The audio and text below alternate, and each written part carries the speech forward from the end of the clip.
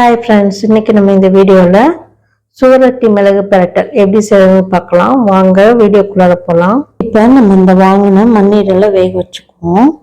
அதுக்கு ஸ்டவ்வில் ஒரு கடாய் வச்சு அதில் தண்ணி ஊற்றிக்கலாம். வாங்கின இந்த மண்ணீரில் கழுவிட்டு எடுத்து வச்சுருக்கேன். இதை கட் பண்ணிடாதீங்க. கட் பண்ணிங்கன்னா இதுலேருந்து பிளட் வெளியில் வர ஆரம்பிச்சிடும். கட் பண்ணாமல் வேக வச்சுட்டு நம்ம கட் பண்ணிக்குவோம். இது ஒரு 5 நிமிஷம் 10 நிமிஷம் வேகட்டும். இப்போ 10 நிமிஷம் ஆயிடுச்சு. இது நல்லா வெந்துருச்சு. இதை எடுத்துருவோம், ஒரு பிளேட்டில் வச்சுக்குவோம். இதை கட் பண்ணிட்டு வந்துக்குவோம். கடாய் வச்சு அதில் 2 டீஸ்பூன் நல்லெண்ணெய் ஊற்றிக்கிறேன். எண்ணெய் ஊற்றி சூடாகட்டும். எண்ணெய் சூடானதும் நான் ஒரு வெங்காயத்தை பொடியாக கட் பண்ணியிருக்கேன், அதை போட்டுக்கிறேன். அது கூட கொஞ்சோண்டு கறிவேப்பிலை போட்டு வதக்கிக்குவோம். வெங்காயம் நல்லா வதங்கட்டும். வெங்காயம் நல்லா வதங்கிடுச்சு. இப்போ இதில் ஒரு சின்ன தக்காளி எடுத்து பொடியாக கட் பண்ணியிருக்கேன், அதை போட்டுக்கலாம். போட்டு தக்காளி நல்லா மசிஞ்சு வரட்டும். தக்காளி சீக்கிரம் வதங்கிறதுக்காக நான் இதில் 1 டீஸ்பூன் உப்பு போட்டுக்கிறேன். உப்பு போட்டு வதக்கிறதுனால சீக்கிரம் தக்காளி வதங்கும். போட்டு வதக்கி விட்டுக்குவோம். தக்காளி நல்லா வதங்கட்டும். இப்போ இதில் ஒரு 1/4 டீஸ்பூன் மஞ்சள்தூள் போட்டுக்கலாம். மஞ்சள்தூள் போட்டு நல்லா வதக்கி விடுங்க. இப்போ தக்காளி நல்லா வதங்கிடுச்சு. இந்த ஸ்டேஜில் இப்போ இதில் 1 டீஸ்பூன் இஞ்சி பூண்டு விழுது போட்டுக்கலாம். இஞ்சி பூண்டு விழுது போட்டு அதோட பச்சை வாசனை போகிற வரைக்கும் வதக்கிக்குவோம். இப்போ பச்சை வாசனை போயிடுச்சு. நம்ம மசாலா பொடி போட்டுக்கலாம். நான் ஒரு 1/2 டீஸ்பூன் மிளகாத்தூள் போடுறேன். இதில் மிளகுத்தூள் போட போகிறதுனால மிளகாத்தூள் கம்மியாக போட்டிருக்கேன். நீங்கள் உங்கள் காரத்துக்கு தகுந்த மாதிரி போட்டுக்கோங்க. அப்புறம் 1 டீஸ்பூன் மல்லித்தூள் போட்டு நல்லா மிக்ஸ் பண்ணிக்குவோம். மிக்ஸ் பண்ணிவிட்டு நம்ம வேக வச்சு கட் பண்ண இந்த சுவரொட்டியை மண்ணீரில் போட்டுக்கலாம். போட்டு வதக்கி விட்டு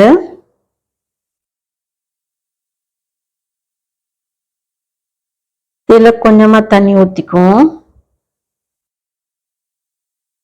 நம்ம ஏற்கனவே உப்பு போட்டிருக்கோம். உப்பு வேணும்னா டேஸ்ட் பார்த்துட்டு போட்டுக்கலாம். தண்ணி ஊற்றி நல்லா மிக்ஸ் பண்ணி விடுங்க. இதை மூடி வச்சு ஒரு 10 நிமிஷம் வேகட்டும். இப்போ திறந்து பார்ப்போம். இந்த மண்ணீரல் நல்லா வெந்துருச்சு. இது கொஞ்சம் நல்லா சுண்டி வரட்டும். நீங்கள் கிரேவி மாதிரி வேணும்னா இந்த ஸ்டேஜில் இப்படியே ஆஃப் பண்ணிடுங்க.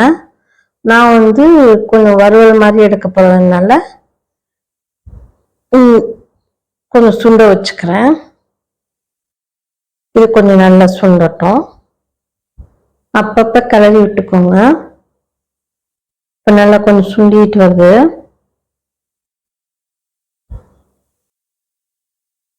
நல்லா சுண்டிடுச்சு. இப்போ இதை லைட்டாக வறுத்து விட்டுக்கிட்டு 1 டீஸ்பூன் மிளகுத்தூள் போட்டுக்கிறேன். பெப்பர் பவுடர்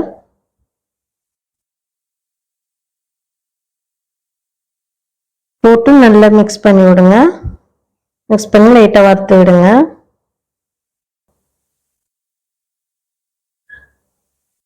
இப்போ நல்லா வறுத்தாச்சு. இதில் கடைசியாக கொஞ்சோண்டு கறிவேப்பிலையை தூக்குவோம். தூவி நல்லா மிக்ஸ் பண்ணி விடுங்க.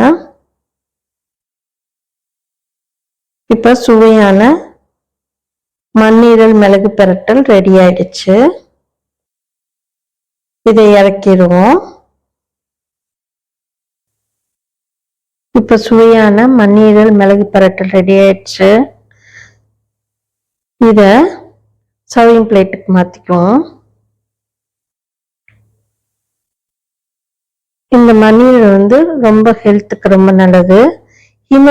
ஹீமோகுளோபின் அளவு கம்மியா இருந்ததுன்னா இதை செஞ்சு சாப்பிட்டோம்னா அளவு இன்க்ரீஸ் ஆகும். அது மட்டும் இல்லாமல் சின்ன குழந்தைங்களுக்கு சூப்பும் வச்சு கொடுக்கலாம், பெரியவங்களும் சூப் வச்சு சாப்பிடலாம். இது மேலே கொஞ்சம் கறிவேப்பிலை தூக்கலாம். இப்போ சுவையான டேஸ்டியான மண்ணீரல் மிளகு பிரட்டல் ரெடி ஆயிடுச்சு. இதை சோரட்டி மிளகு பிரட்டல்னு கூட சொல்லலாம். இதை நீங்கள் செஞ்சு பாருங்க. செஞ்சு பார்த்துட்டு இந்த வீடியோ பிடிச்சிருந்தா லைக் பண்ணுங்க, கமெண்ட் பண்ணுங்க, ஷேர் பண்ணுங்க. அப்படியே எங்கள் சேனலை சப்ஸ்கிரைப் பண்ணுங்க. மறக்காம பெல் ஐக்கானை கிளிக் பண்ணுங்க. அப்போதான் எங்களோட ஒவ்வொரு வீடியோவும் உங்களுக்கு நோட்டிஃபிகேஷனாக வந்து சேரும். Thank you friends.